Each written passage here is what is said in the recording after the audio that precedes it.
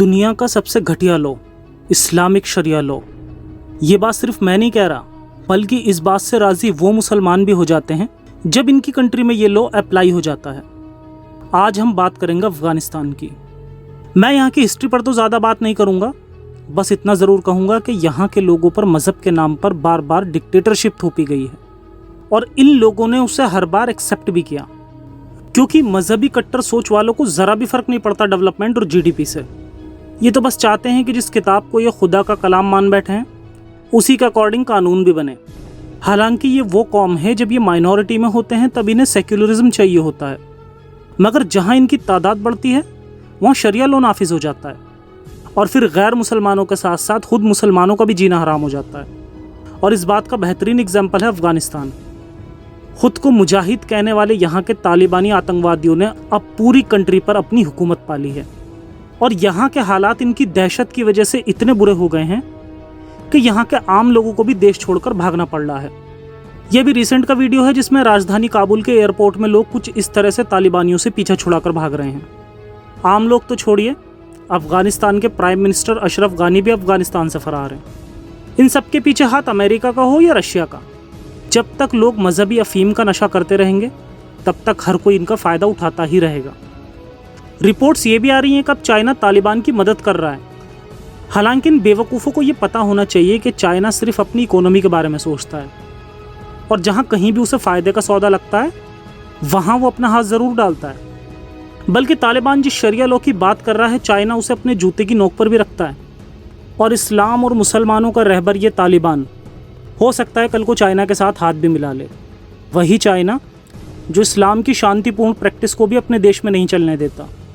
अब चाइना भी पाकिस्तान की तरह अफगानिस्तान से दोस्ती करके इन्हें अंदर ही अंदर खोखला करेगा। तालिबान और चीन की ये दोस्ती आगे इंडिया पर क्या इफ़ेक्ट डालेगी, इस पर आप लोग अपनी राय कमेंट सेक्शन में ज़रूर रखें। खैर, अब ज़रा ये भी देख लेते हैं कि इस्लामिक शरिया लॉ आने के बाद यहाँ पर क्या क्या होगा। पत्थर मार मार कर रजम की सज़ा देना, हाथ काटना, होमोसेक्सुअल्स को जान से मार देना, छत पर से फेंक देना, गैर मुसलमानों से तब तक जिहाद करना जब तक कि वो कलमा ना पढ़ लें, और यहाँ तक कि इस्लाम के सबसे घटिया और वाहियात रूल भी अब यहाँ अप्लाई होंगे, यानी सेक्स स्लेवरी और चाइल्ड मैरिज। ये लोगों के घर जाकर वहाँ से 12 साल से भी कम उम्र की बच्चियों को उठाकर वहाँ उनसे शादी भी कर रहे हैं। ज़रा इमेजिन करिए, 12 साल की उम्र की छोटी बच्चियों के लिए ये किस तरह की एज होती है।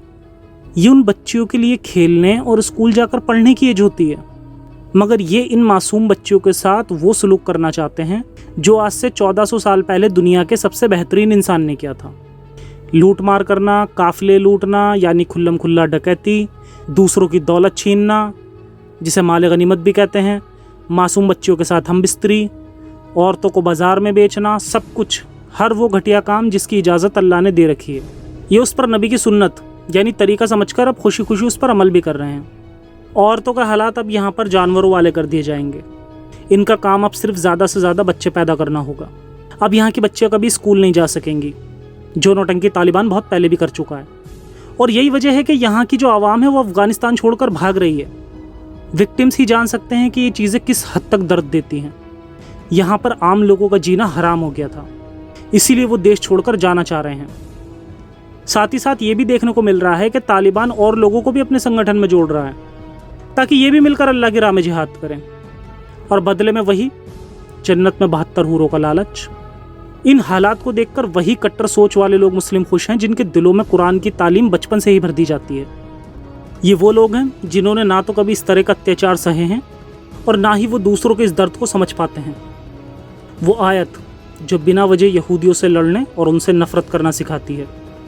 इसीलिए जब भी कोई इनके बीच इस तरह का संगठन यहूदी और काफिरों से लड़ने की बात करता है तो ये लोग उसे अपना हीरो मान लेते हैं।